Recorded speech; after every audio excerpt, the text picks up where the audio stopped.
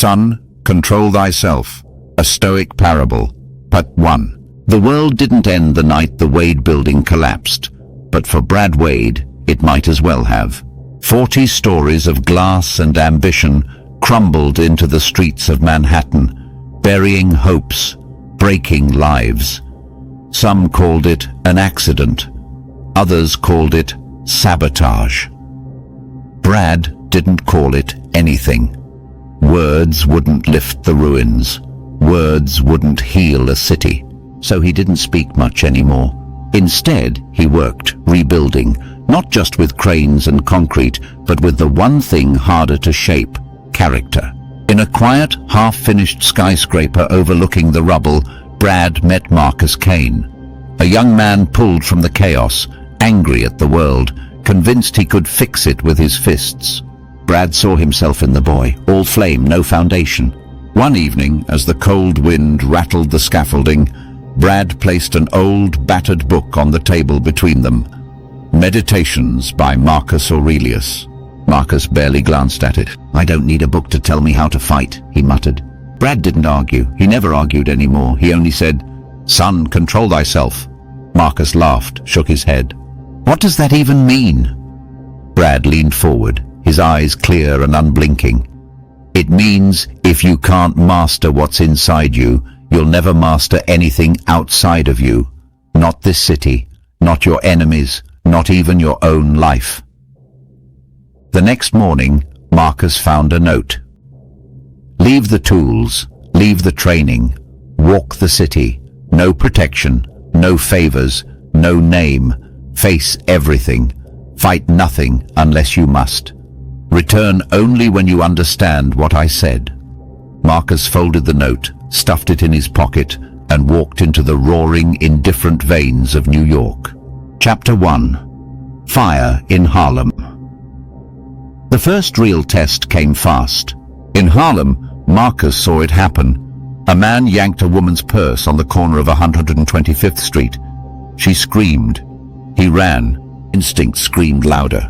Marcus sprinted after the thief, adrenaline burning through his veins. He caught him easily, tackled him hard onto the sidewalk.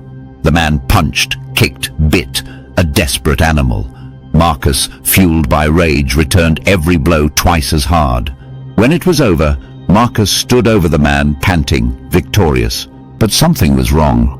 The woman, the victim, wasn't thanking him. She was crying, terrified of him too. The bystanders weren't cheering. They were backing away from both of them.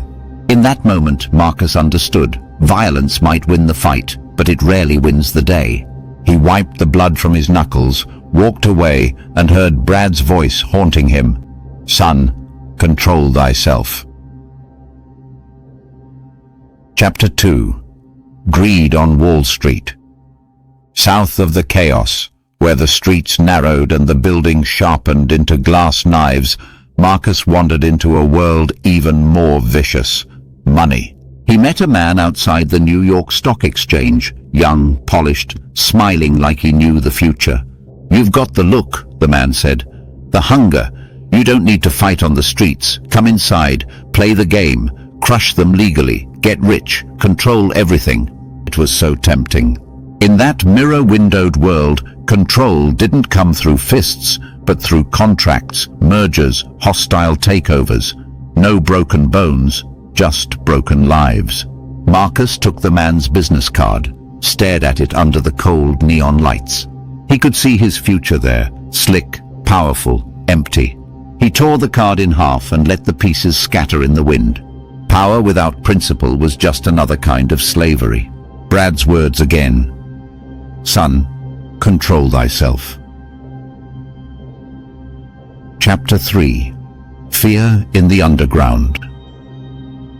One night, in the subway tunnels beneath Grand Central, Marcus took a wrong turn. The shadows thickened, footsteps echoed. A gang materialized, knives glinting, smiles cruel. Marcus felt the primal terror rise, the urge to run, to strike, to scream. But he forced himself to remember. Fear is natural. Panic is optional. They circled him, jeering. One lunged. Marcus dodged, fluid, economical, conserving his strength. He didn't fight to win, he fought to survive, fast, clean, controlled. When he finally stumbled back onto the platform, bruised but breathing, he laughed bitterly. He hadn't beaten them, not in the way young Marcus would have wanted, but he had beaten the wild chaos inside himself. Chapter 4. Pride in the Heights. Weeks passed. Marcus grew sharper, quieter, harder to provoke. He wandered farther, into the marble canyons of Midtown, into the desolate edges of Queens. In the Heights, he found a man standing atop a scaffold, threatening to jump. A crowd gathered, smartphones in hand, recording misery.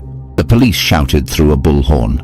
Marcus didn't shout, he didn't record, he climbed. One slow step after another, he reached the man. A tired soul, beaten by debts and loneliness. "Why shouldn't I jump?" the man whispered. Marcus didn't speak in grand speeches. He didn't promise miracles. He simply sat beside him, silent. Finally, the man wept, and Marcus wept with him, quietly, without shame. When they climbed down together, nobody cheered. There were no headlines. But Marcus understood something new.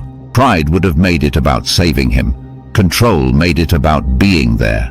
Chapter 5. The return. After 3 long months, Marcus returned to the ruins of the Wade building. The city was the same, restless, greedy, fearful, prideful. But Marcus was not. Brad Wade stood where he always did, silent, waiting. Marcus said nothing at first. He simply walked up, stood tall. Brad studied him, then gave a small nod. "You were angry, you were afraid, you were tempted, you were proud." Marcus nodded. "And now?" Brad asked. Marcus inhaled the cold New York air, felt the pulse of the city under his skin. "Now I can hear the storm," he said, "and I don't get swept away." Brad smiled, a rare, hard-earned thing. "Then you are ready to rebuild." They turned together toward the city skyline, broken, bleeding, beautiful, and got to work. Because New York didn't need more kings. It needed architects of the soul. And Marcus Kane, once a slave to his emotions, now moved through the city like stone through water, deliberate, steady, unshakable. Son, control thyself. A Stoic Parable, Part 2, The Next Architect. 2 years later, the Wade building stood tall once more. Its steel skeleton gleamed under the New York sun, not as a monument to Brad Wade's wealth, but to something rarer: resilience, quiet dignity, earned strength.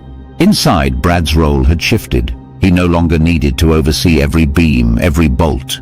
He had an heir in spirit now, Marcus Kane, the boy who had once burned with reckless fury, now tempered into steel. But cities, like fires, are never truly tamed. New York birthed a new generation of anger, fear, pride. And so one cold November morning, Brad summoned Marcus to the roof. A girl stood there already, small, wiry, wrapped in a frayed hoodie too thin for the wind. Her name was Lena Cross, 16 years old, an orphan by fire, fostered by chaos. Brad didn't say much. He simply looked at Marcus and nodded once. Marcus understood. The torch had passed. Chapter 1. The Spark. Lena didn't trust Marcus at first. Why should she? The world had taught her that every outstretched hand had a hidden knife. "I don't need your charity," she said, fists clenched, voice sharp. Marcus smiled, not with condescension but recognition. "Good," he said, "because I'm not offering it. I'm offering a choice." He handed her a worn slip of paper, the same words Brad once gave him. "Leave the armor, leave the noise, walk the city, no protection, no shortcuts. Face yourself, return when you're stronger than your anger." Lena crumpled the paper and threw it at his feet. Marcus didn't move. He simply repeated quietly, "Son, control thyself." Chapter 2. Ashes in Brooklyn. At first, Lena fought the city. She punched back at every insult. She shouted at every injustice. She wore her rage like armor, her fear like knives. In Brooklyn, she tried to stop a mugging. only to end up handcuffed on the sidewalk, accused of starting the fight herself. In a holding cell that stank of sweat and hopelessness, Lena sat with her head in her hands. She realized something. It wasn't enough to be right. You had to be wise. You had to choose your battles and choose how you fought them.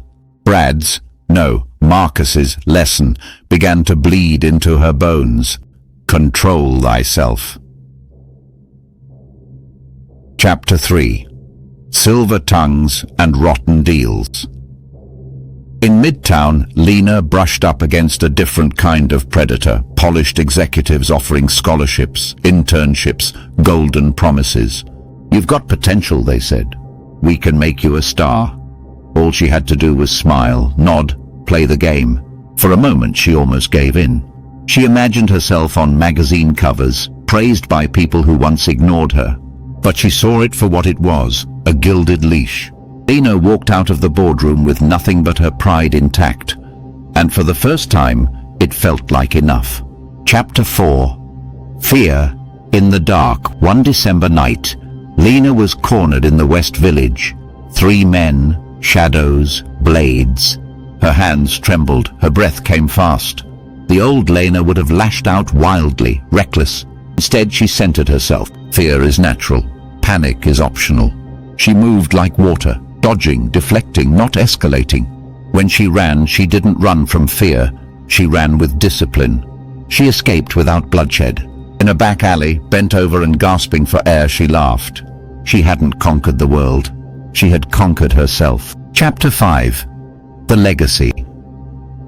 Months later, Lena stood again on the roof of the Wade building. Marcus met her there, the same way Brad had once met him. No words at first, just the hum of the city, eternal, impatient.